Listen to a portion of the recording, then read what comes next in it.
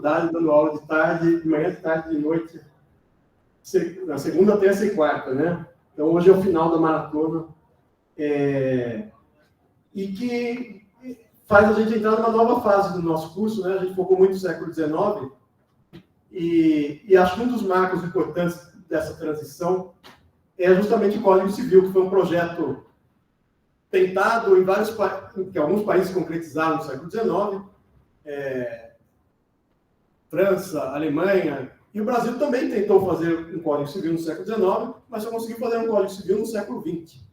Então, a gente vai ter algumas aulas aí próximas do nosso curso para falar alguma coisa do direito brasileiro no século XX. Então, nada melhor do que começar com essa aula do professor Gustavo, resultado de uma pesquisa dele sobre os antecedentes e os efeitos do Código Civil em 1916. Eu não vou tomar mais tempo, porque aqui à noite, 11h10, a gente tem que sair correndo, senão a gente é trancado dentro da faculdade. 11h10 eu já quero estar na cama. Então... É isso. Como eu estou no hotel há uns 15 minutos daqui, 20, né? É um pouco mais longe, né? Meia hora. Pessoal, então, prometo que eu vou ser super rápido também, porque às vezes a gente acha que os professores não são seres humanos, né? Não, o professor fica aí, mas ele não é um ser humano e tal. E eu passei frio aqui em São Paulo hoje, né? Então, eu vou ser mais rápido para dormir na cama quente. Enfim, eu trabalho com esse tema desde 2017, tá? E, no fundo, o que me levou a esse tema foi uma série de livros de direito civil, de introdução, que eu sempre lia. Olha, antes do Código Civil se usavam as ordenações filipinas, etc, etc. Eu falei, cara, as ordenações filipinas são de 1603. Porque as pessoas ficavam usando uma lei tão antiga, etc, etc. Sempre tive na cabeça, né? E falei, vou transformar isso em pesquisa e vou explicar mais ou menos como que eu fiz isso. Até que um dia um amigo meu falou assim, não, cara, o pessoal de comercial ainda usa o código de 1850. Né? Esqueci. Tá? Mas eu vou tentar explicar o que eu fiz mais ou menos nessa pesquisa sobre o Código Civil 16. Eu queria saber o que era o direito civil antes do Código Civil 16, o que as pessoas esperavam no Código Civil de 16, porque teoricamente demorou muito, né? A ideia de uma codificação do direito civil já existe desde a independência, e como que esse código foi recebido após a sua publicação. Tá? Então, eu quero saber o que se usava como direito civil antes do Código Civil, o que se esperava do código e como usaram o Código Civil. Entenderam? A foto ficou bonita, a foto não ficou? É o Clóvis Bevilacqua, autor do Código Civil, que provavelmente vocês vão ouvir ele durante muito tempo, mas como eu falei para vocês antes, não odeio o Clóvis Bevilacqua, tá? Inclusive o pessoal que é pai de pet, o Clóvis tinha muitos gatos, tá? Dizia que a casa dele era infestada de gatos, que ele gostava muito de gatos. Inclusive, quando ele falece, isso dá um problema, etc. E ele era só professor também, e isso foi um dos motivos que escolheram ele para escrever o Código Civil. Tá? Então, ele só se dedicava ao ensino e acreditavam que colocar uma pessoa que não estivesse no mundo político, como Rui Barbosa, né, que foi o grande opositor, né, da obra final do Código Civil, era melhor. Tá? Então, o Clóvis foi escolhido a dedo para fazer o Código Civil de 1916. Ele não está muito simpático nessa foto, não, mas a gente pode imaginar ele como uma pessoa que tem vários gatos em casa, não pode ser uma pessoa tão ruim, né? Penso eu. Tá? Então, para saber como era o direito civil antes do Código Civil, eu peguei todos os processos da primeira vara da cidade do Rio de Janeiro entre 1840 e 1915. Peguei todas as decisões judiciais desse período só da primeira vara. Tá? Na época, o Rio de Janeiro era do Distrito Federal, era a capital do país, e eu falei assim, olha, eu acho que é um bom local para eu ter uma noção de como que o país julga. Tá? Eu não sei se essa pesquisa fosse feita em São Paulo ou no Mato Grosso, se o resultado seria diferente. Tá? Mas, no fundo, eu peguei essas decisões, todas as decisões do período, que eram poucas. Tá? No início do século XX, um juiz julgava, em média, no Rio de Janeiro, um processo por mês. Por mês, em média.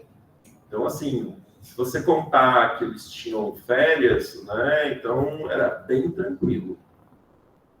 Mudou um pouco hoje. Aí você fala assim, professor, mas ele julgava, e quais eram os tamanhos das decisões? Também eram bem pequenas, 5 linhas, 10 linhas, 20 linhas. Era difícil achar a decisão de primeiro grau de 2, 3 páginas, que eram feitas à mão. Tá? Então, a própria noção do ato de julgar nesse período, né, no início do século XX, final do XIX, é muito diferente da que a gente tem hoje. E aí os alunos falam, é porque não tinha estagiário. Outros falam, é porque não tinha o copiar e colar. Também pode ser. Tá? Mas já existiam modelos. Tá? Existe um modelo de fazer decisão judicial desde o século XVI.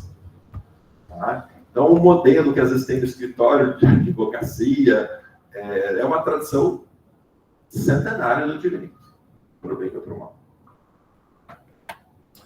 Tá? Então, todo esse período que eu peguei para vocês, eu só analisei 90 processos, 90 decisões. Tá? E é pouco, né? Mas é a totalidade. É claro que na época não. Eles se julgaram mais, a gente tem lá cerca de 110 processos, mas 20 estavam impossíveis de ler. Tá? Então, o material final para essa primeira fase foram 90 processos. E a pergunta era, nessas 90 decisões, quantas citavam as ordenações filipinas quando o juiz decidiu? Tá? E como a gente já estava lendo todas essas decisões, eu também passei a perguntar se tinha citação de doutrina. Se eles citavam, por exemplo, Teixeira de Freitas, Lafayette, ou outros autores que circulavam durante o século XIX. O primeiro dado que, de fato, me surpreendeu na pesquisa é que 70% das decisões judiciais não cita nada. Os juízes simplesmente decidem. Então ele fala assim, olha, a parte A pediu isso, a parte B contestou, decido assim. Tá? O ato de decidir no final do XIX, no início do século XX, aqui eu estou falando do Rio de Janeiro, primeiro grau. É algo extremamente simples. O juiz não fica procurando lei, não fica procurando jurisprudência, não fica procurando doutrina, ele simplesmente decide. Tá? O pessoal diz, professor, ele decide de onde? Ele fala, decide da cabeça dele. Ele fala, não, professor, hoje também é assim, ele decide, depois coloca lá a jurisprudência. Vamos falar do século XIX. Então, no século XIX, quando o juiz recebia uma petição, no final do XIX, início do XX, uma contestação para julgar, usualmente essas peças também não ficavam citando lei, não ficavam citando jurisprudência nem doutrina. Ela falou, olha, tal pessoa que me deve, ele assinou o contrato, não pagou, eu venho cobrar. Então isso ajuda a gente a perceber que essa lógica que a gente tem hoje, da petição citar lei, jurisprudência, doutrina, é muito recente no direito. Tá? E a gente começa a perceber que já está dando errado, né? Ninguém mais lê aquelas citações de 400 jurisprudências, aquela citação de doutrina de, 3 páginas. Tá? E já deu errado, então o modelo já está começando a mudar. Os escritórios de advocacia já começam a investir em petições mais enxutas, mais objetivas, etc. E outros já devem estar fazendo TikTok, sei lá, entendeu? Meme, Instagram, sei lá, não sei. Eu acho que no dia que os professores de direito tiverem que dar aula no TikTok, aí eu vou me aposentar. Tá? Eu não sei você, Lucas, mas eu vou me aposentar. TikTok não dá para dar aula. Tá? Em relação às ordenações filipinas, tá? Elas só são citadas até 1885. Não tem citação das ordenações filipinas no Rio de Janeiro de 85 até 1915. Tá? Isso, para mim, já eliminou aquela ideia que antes do direito civil, antes do Código Civil, se usava as ordenações filipinas. O professor não usava nada. Tá? Então, durante esses últimos 30 anos que a pesquisa analisa, não tem nenhuma citação das ordenações filipinas. Antes tem, mas 80% das citações das ordenações filipinas são do livro 3. E o livro 3 das ordenações filipinas é o livro de direito processual. É como citar, como juntar testemunhas.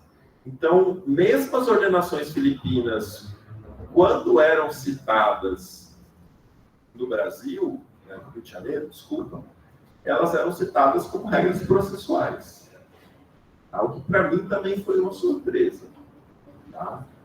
E a gente tem que lembrar que, enfim, a gente também não tinha um código de processo.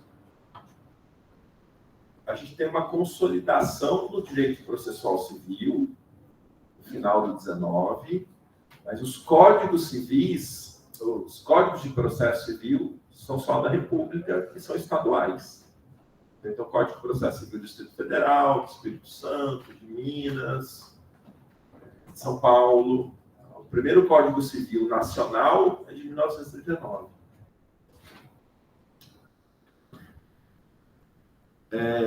E aqui é interessante, essa é uma das primeiras edições das ordenações filipinas, né? Não sei se vocês conseguem ler, mas tá. Ordenações e leis do Reino de Portugal, compiladas por mandato do muito alto católico e poderoso Dom Filipe. Então, era uma espécie de lei... Enfim, as ordenações são compilações de leis que eles juntaram, fizeram um livro e publicaram para facilitar a vida, né? A gente tem que lembrar também que existe uma diferença muito forte entre compilação, né, a consolidação, vezes codificação. Tá? O que a gente fala Código Civil? Que código é uma coisa nova. Né? Então, o Código Civil é uma lei que tem tudo resumido. A consolidação do trabalho, por exemplo, é uma reunião daquelas leis que já existiam e publicam um volume para facilitar. Tá?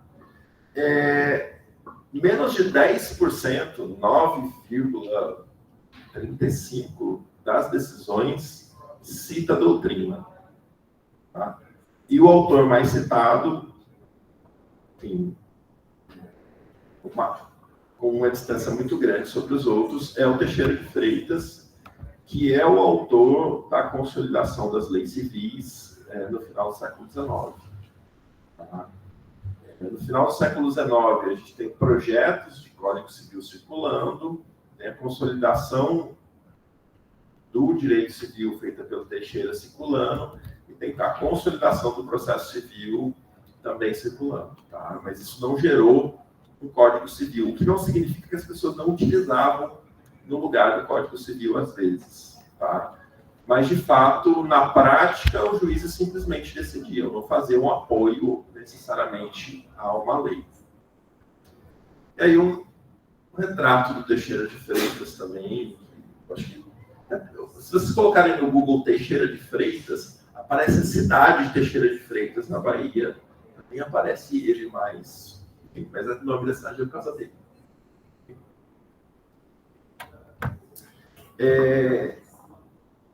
E aí eu separei algumas frases que as pessoas diziam, né, da necessidade ou da relação que o Brasil precisava com o Código Civil francês, com a elaboração de um código.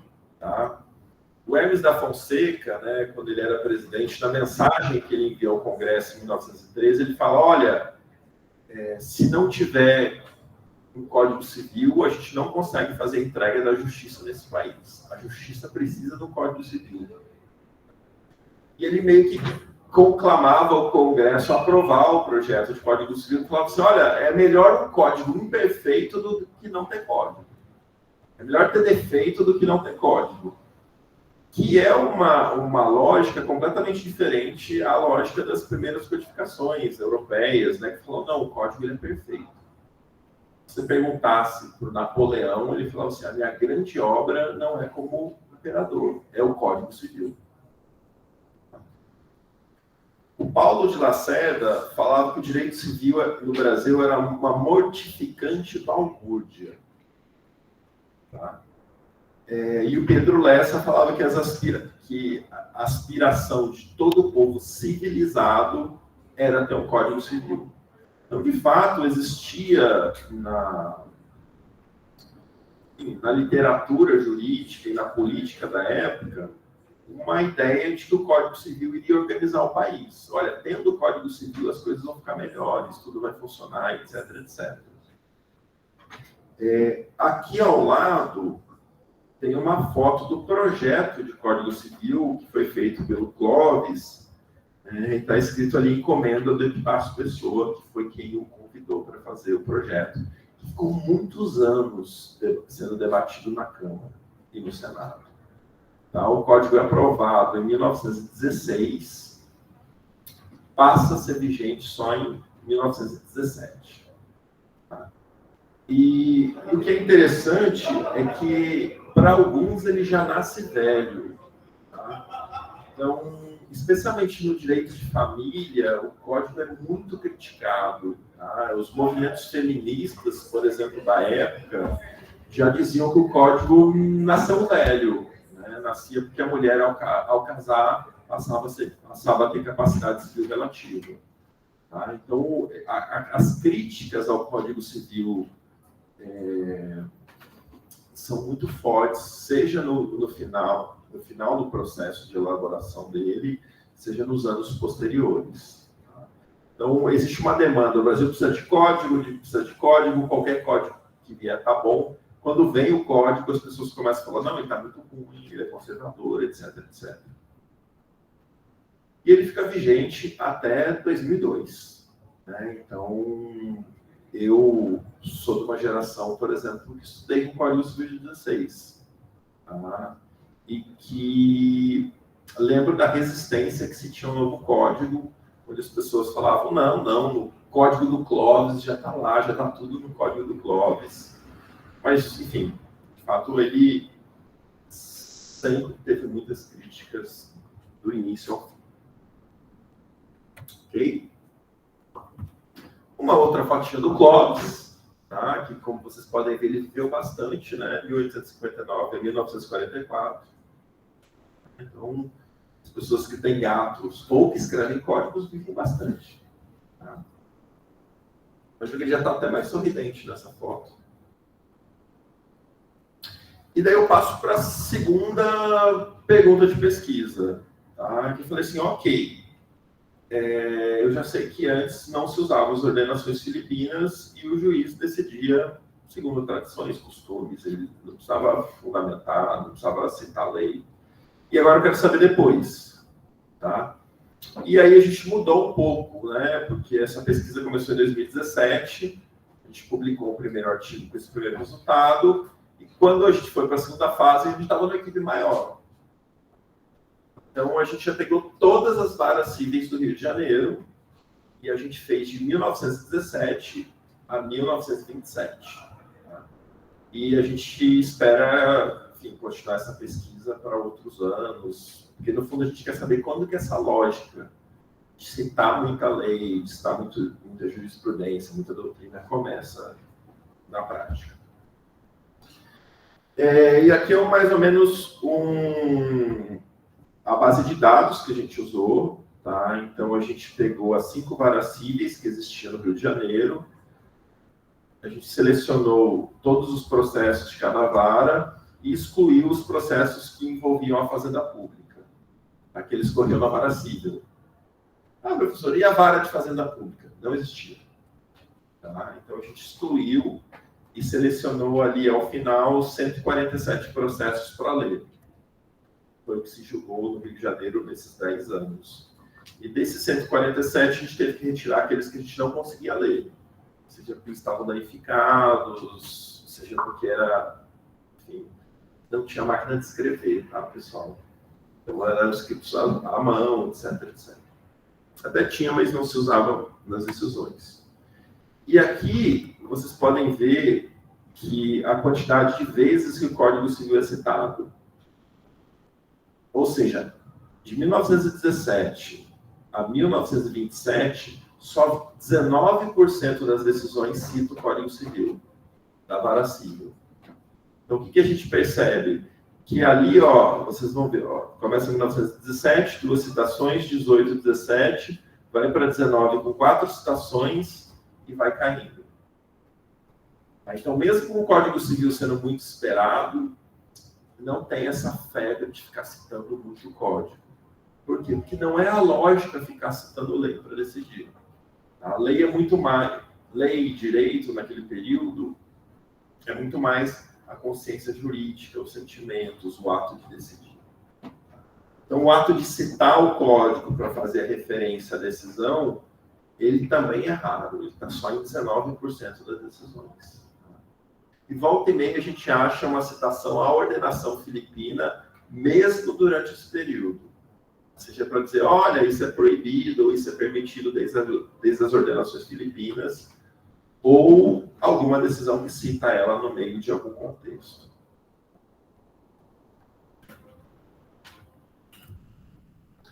E aí a gente fez uma pergunta, falou assim, o que essas ausências podem indicar? E tem um texto de Teixeira de Freitas que ele fala assim, olha, tem elementos do direito que foram revogados pela tradição jurídica. Ele fala assim, como assim? E ele fala assim, olha, tem leis que foram revogadas no Brasil pela tradição jurídica, ou seja, pelo costume. Ou, enfim, ou também pelo costume. E daí a gente começou a falar assim, peraí, então, a impressão que o direito não é essa coisa exata que a gente imagina que ele seja.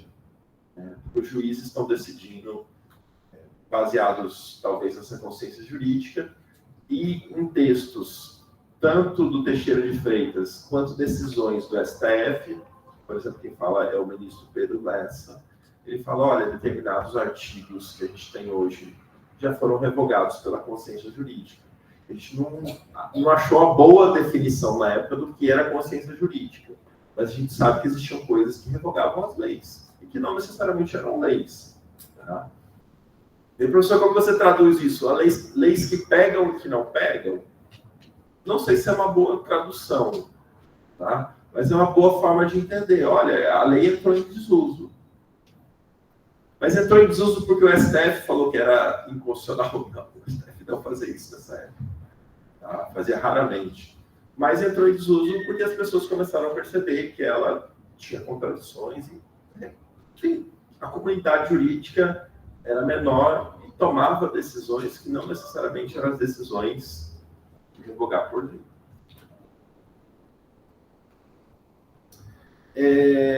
E o que é interessante é que a gente conseguiu juntar isso com uma série de notícias na imprensa sobre o novo código.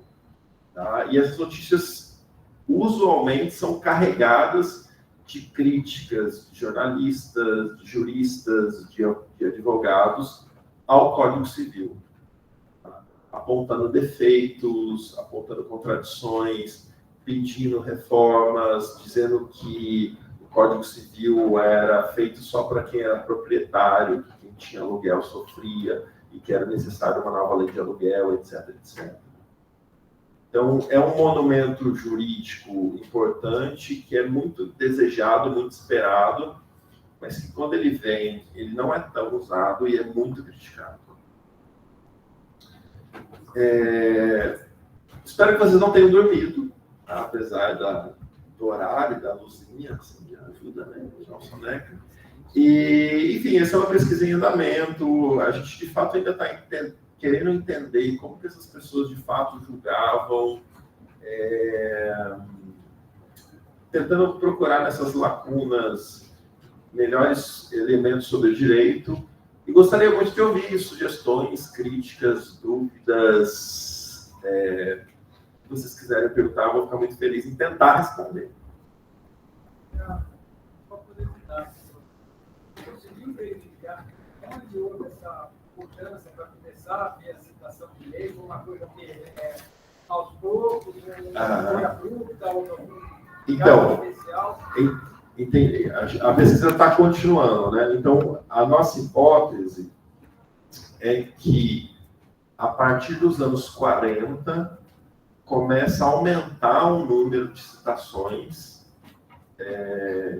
de lei, de jurisprudência, e o auge chega nos anos 60. Tá? Então, seguramente que o governo Vargas faz uma influência muito grande, talvez pela quantidade de criações legislativas.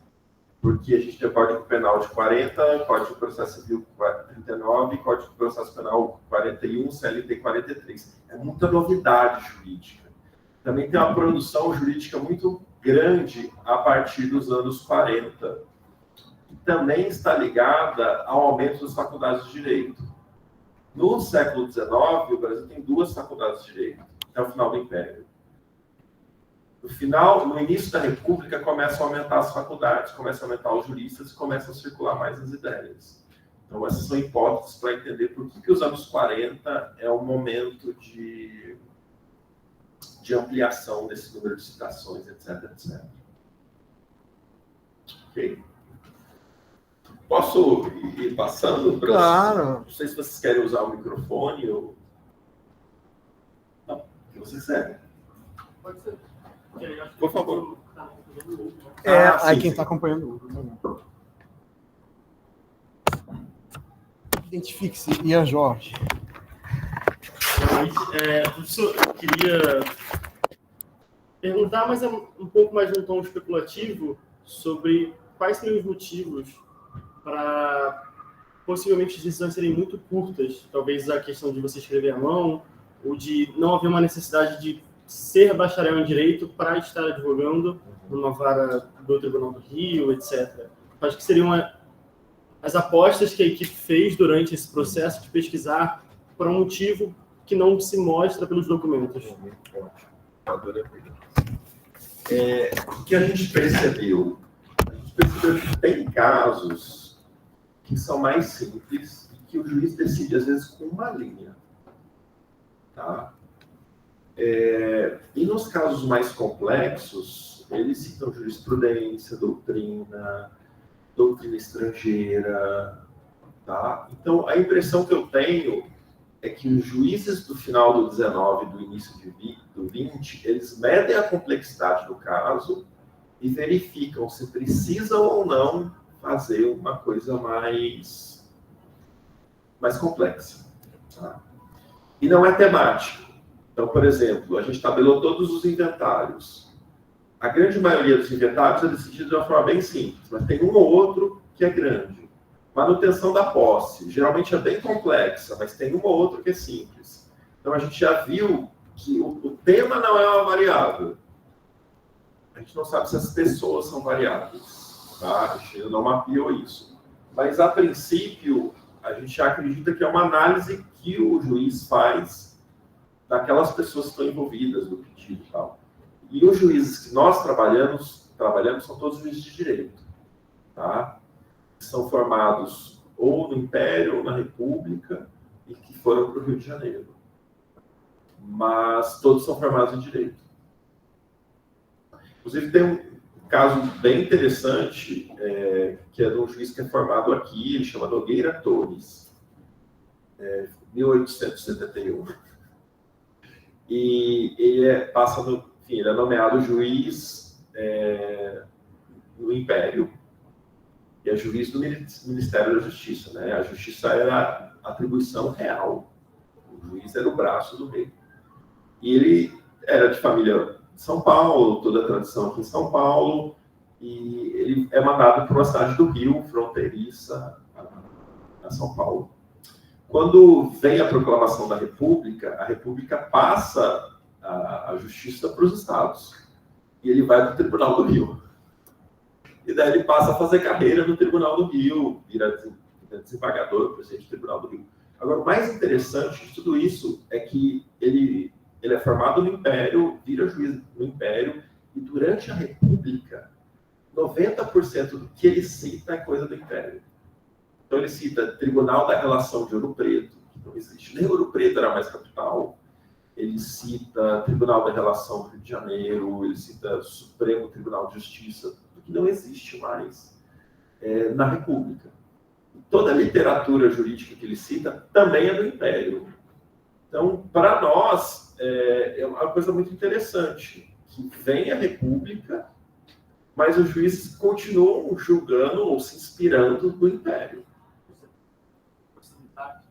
Pode ser a proximidade, mas a gente já está, e ele vai ser presidente do tribunal em 1930, já está um pouquinho, já deu para pegar alguma coisinha, né? E assim, a gente meio que faz uma devassa na vida das pessoas, né? Então a gente achou até as notas da faculdade dele, as faltas. Mas ele era um bom aluno. Faltava muito, mas era um bom aluno. César Nogueira Torres. Tá? Então, se vocês um dia encontrarem alguma coisa, por favor, me enviem. Eu já encontrei até a casa que ele morou. As duas casas que ele morou. Ele é interessante também, né? Ele virou ele virou juiz do estado do Rio de Janeiro, cuja capital era Niterói. Então ele foi morar em Niterói. Tá? Não foi morar no Rio de Janeiro, não foi para a cidade maravilhosa. E morou em Niterói. Digo assim, é uma bela vista para o Rio. Né? Exatamente. A vista é excelente. E não tinha ponte, né? Então, para você chegar de Niterói para o Rio, ou você andava algumas horas para dar a volta, ou pegava uma balsinha. Não sei se era segura na época. Você queria fazer uma pergunta também? Pareceu que não fazia citação nenhuma e eles julgavam de acordo com a consciência. Geralmente, quando a gente conversa sobre os modelos, né, de decisão, às vezes a gente vê um modelo que é o common law e o civil law, lei escrita. Mas se eles não estão usando a lei escrita, e estão usando o costume, e a gente geralmente vê essa tradição no nosso direito, me pareceu, aí eu fico pensando, jurisprudência, quando tinha, aí eu não sei qual que é o mérito, a matéria das decisões que você analisou, mas há casos iguais ou com conteúdo idêntico e que a decisão foi similar, dando a entender que eles estavam no common law, meio que assim... Não, entendi. Entendeu? Ou não, tinha casos iguais com decisões diferentes, de acordo com a cabeça. Interessante a sua pergunta. Eu refutei totalmente a tese do common law. Por quê? Porque ele praticamente não cita jurisprudência. É muito pouco. Então, a coisa que os juízes mais... Assim, cita muito pouco. Tá? O ato de citar a lei jurisprudência é pequeno. No total do projeto, a gente está calculando que 70% não cita nada. Do que se cita, a grande maioria é lei, depois vem doutrina, depois vem jurisprudência. Entendeu? Então, para nós, a hipótese do common law não é uma hipótese forte. Por outro lado, a gente já percebeu que eles tinham modelos, porque às vezes vem um juiz substituto e a decisão é igualzinha. Tá? Mas a gente acha que não é um modelo de common law. É um modelo de livros que tem até o final do 20, de modelos de se decidir. Tá? O primeiro livro de direito publicado em português é um livro do século XVI com modelos de decisões judiciais. Tá? Existem vários livros do 16 até o final do 20 com modelos de decisões. Inclusive tem eu acho engraçadíssima a história. que é um juiz que ele faz um livro com modelos de decisões para juízes. E o presidente do tribunal fala, olha, seu livro de modelos é muito bom, os juízes estão pedindo, vamos publicar aqui pelo tribunal, tal. Ele publica. Ele fala assim, interessante que queiram publicar o meu livro, que todo mundo apelidava de burrinho. E depois de conversar com juízes dos anos 80, dos anos 90, eu falei, realmente, tinha um livro lá, o burrinho. O livro do cara foi apelidado de burrinho, ele colocou na introdução. Né? Ou seja, não era feio usar o modelo. Né? Então, mostra que o ato de julgar, durante muito tempo, era um ato que você pegava um modelo e encaixava ali. Não necessariamente de uma construção criativa. Tá? Mas como a gente está lendo todas as decisões dos juízes e do substituto, a gente está vendo que tem iguais. Casos diferentes, mas a decisão é igual. Eu esqueci seu nome. Nicolas. Deixa eu passar para você que tinha levantado a mão, né? E depois a gente tem uma pergunta virtual aqui do Daniel. Mas pode falar primeiro você. Parabéns pela apresentação. Queria perguntar para você um pouco, fugindo da pesquisa, mas dentro do tema. Portugal já tinha um Código Civil desde 1867, né? Antiga metrópole. A gente só foi ter um em 1916, inclusive 28 anos depois da abolição da escravidão. Aqui o senhor atribui essa permanência, né, das ordenações filipinas, sendo que Portugal já tinha feito uma codificação, uma unificação. E aqui pensando também na crítica que o Orlando Gomes fez ao Código Civil, né, que ele era muito privatista, que ele não olhou as mudanças sociais que estavam acontecendo, aí, desde a Primeira Guerra, as relações trabalhistas. Então, o que o senhor atribui, se é essa visão conservadora da elite brasileira, agrária, que a industrialização narrativa, para que o Brasil ficasse nesse descompasso? Portugal já tinha um Código Civil desde 1867 e no Brasil só em 1916. Olha, é uma questão muito interessante. Usualmente se atribui a demora da codificação civil no Brasil à questão da escravidão, sendo que é impossível você falar num código civil baseado na igualdade entre as pessoas, em uma igualdade liberal, né? Todo mundo é igual perante a lei, baseado na Revolução Francesa, o país que tem escravidão. O próprio Teixeira de Freitas, quando ele faz a consolidação, ele fala, olha, o Brasil tem que pensar em fazer um código que tenha uma relação com a população negra. Então isso é um problema muito grande, e o código ele fica 13 anos no Congresso. Tá?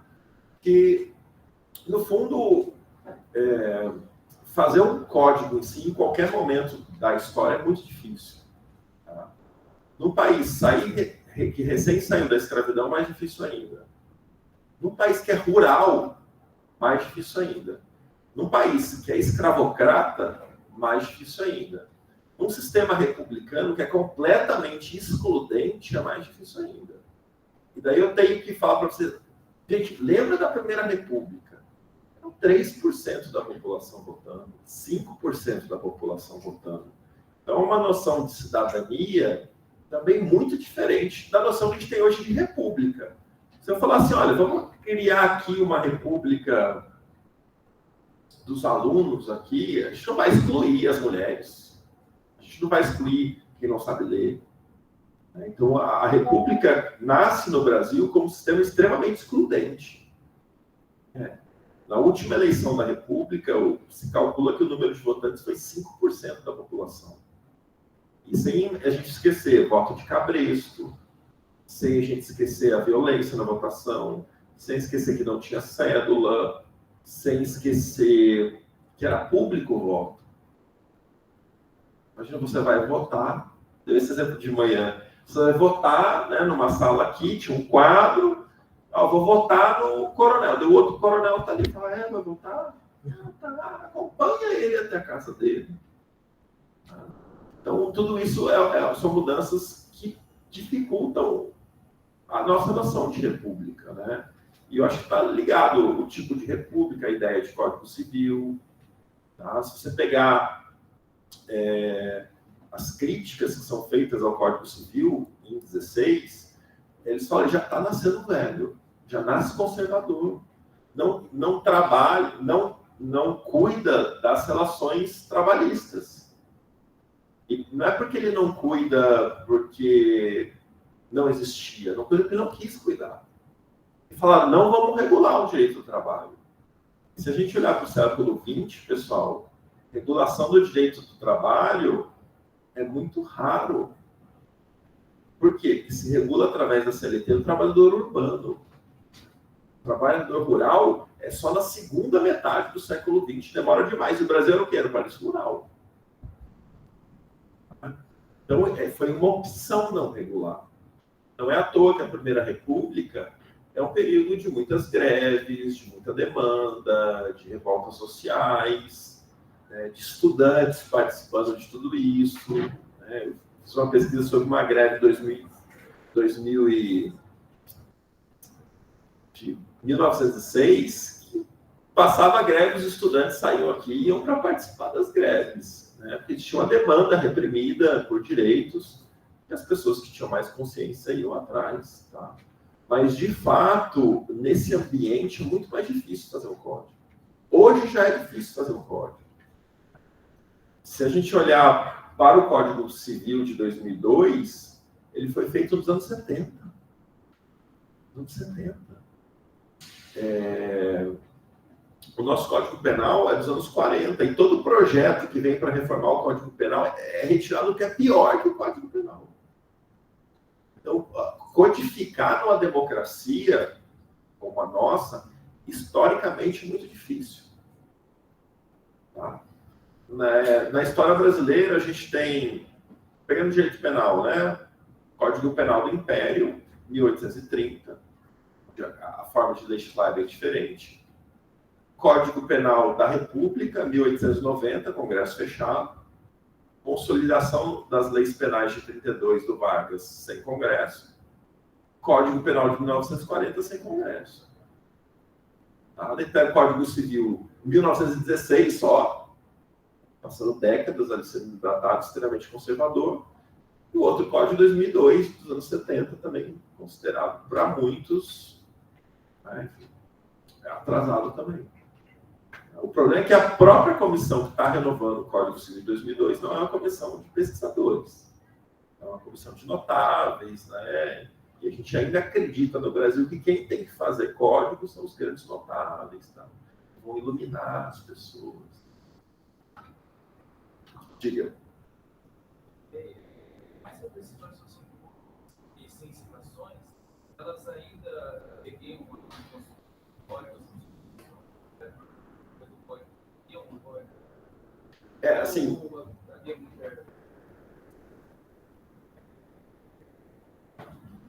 parcialidade. olha, assim, de fato a gente não consegue perceber, entendeu? Porque a gente percebe que as decisões, elas são ligadas ao pedido. Então, uma pessoa processa a outra porque ele não pagou uma dívida. O juiz fala, eu ordeno que pague a dívida. Entendeu? Então, a forma de decidir é uma forma muito mais direta, muito mais prática, entendeu? Olha, pediu anulação do casamento, provou que tem esse elemento, o casamento está anulado. E daí é um outro exemplo, né? Não tinha separação. O que as pessoas faziam? Entravam com uma ação pedindo anulação do casamento. Olha, eu fui enganado, na verdade, ele é viciado, que não sei o quê, quero anulação. O juiz anulava. Eu casei com essa senhora e ela desapareceu. Daí não consegue citar para ela contestar. Anulava o casamento. Mas ela anulava só civilmente. Depois ele tinha que montar outro processo para anular na igreja. Inclusive, vocês devem saber que casar na igreja é um processo canônico, né? Você abre o processo, o relator vai lá, puxa sua ficha, vê se você está em condições, tal. Também é um processo jurídico, né?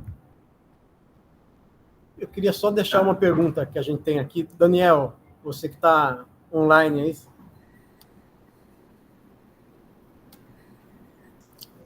Boa noite, professor. Boa noite, pessoal. Me escutam bem? Escutamos. Tá ok. Pode falar. Bom, eu queria fazer uma pergunta. Eu acho que a discussão que o professor trouxe hoje acabou despertando um interesse que se relaciona com a pesquisa que eu tenho desenvolvido. Uma breve contextualização: eu sou aqui de Belém do Pará, eu sou pesquisador do grupo Judex Perfectus e tenho pesquisado principalmente sobre a influência da Escola do Recife para a cultura jurídica aparense a partir de alguns autores que se formaram lá no final do Império e posteriormente vieram ocupar cargos aqui na magistratura, se tornaram professores da faculdade nos primeiros anos. Então é basicamente esse o meu tema de pesquisa. E dentre esses intelectuais, um que me chamou muita atenção foi o Justiniano Serpa, que é um cearense que se formou lá em Recife e posteriormente veio ser professor da faculdade nos primeiros anos, exercendo a cadeira de Direito Civil. E ele estava inserido na comissão redatora do Código Civil de 16. Então, uma dúvida surgiu quando eu estava pensando em seguir ele enquanto um próximo intelectual que eu abordo nessa pesquisa.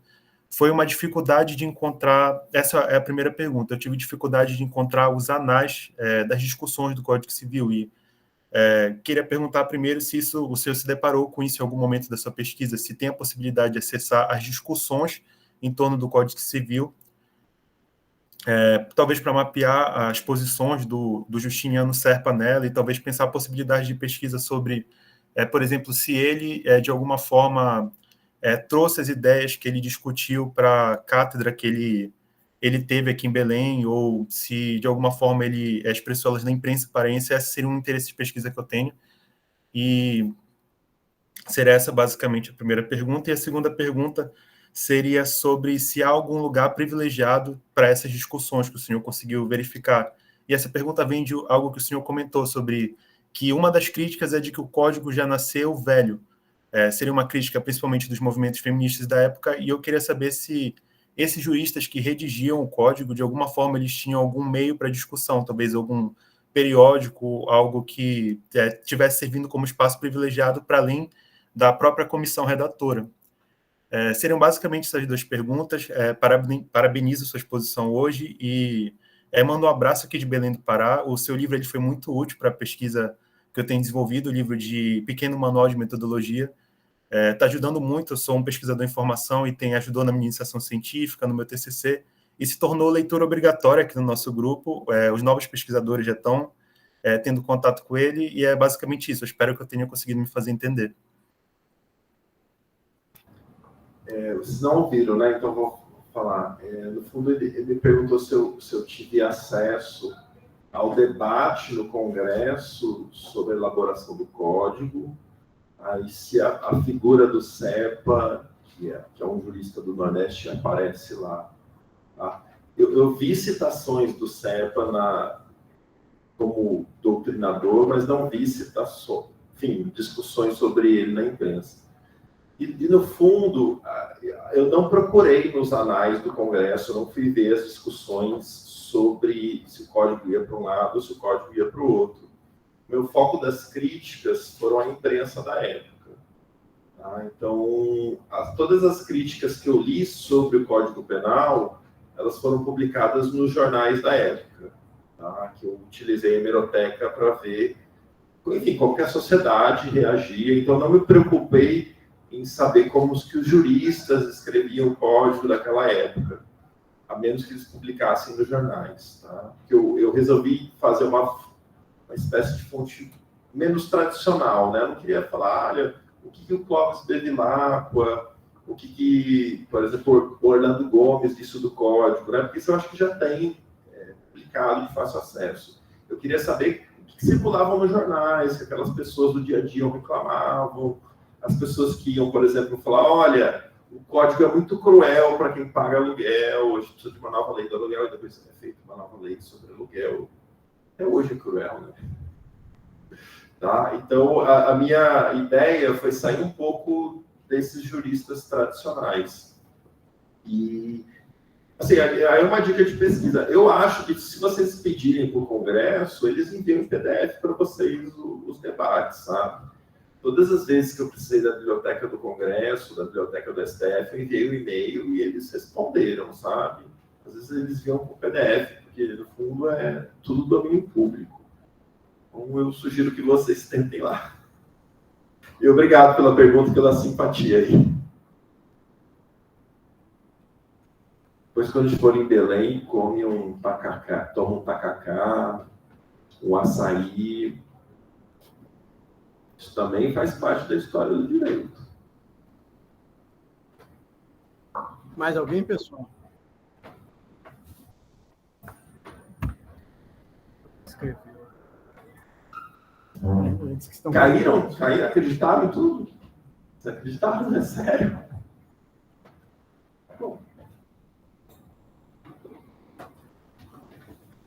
Bom, vocês acreditaram, a gente acredita que vocês acreditaram.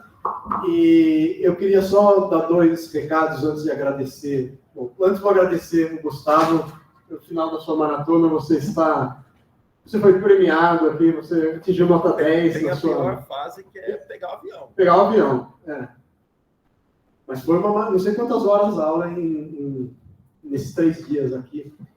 Então, muito obrigado. E eu ainda não li o artigo, mas vou ler o artigo também sobre o Código Civil 16. E queria lembrar todo mundo que semana que vem a gente tem a última palestra, né, especial aí nas nossas aulas, que é a palestra do Ariel Peço sobre a escravidão nas faculdades de Direito, né? E, bom, e aí eu pedi um comentário, né, de quem esteve presente, então vocês podem postar em uma semana da palestra, coloquem no Drive lá o comentário. Por favor, coloquem o arquivo com o nome de vocês para ficar mais fácil de eu localizar, né? Tá bom? É isso, pessoal. Tá vendo? Quando eu dou aula, eu termino mais tarde, mas o professor que tem o poder de concisão termina mais cedo. É isso, obrigado. Tô em outro lugar.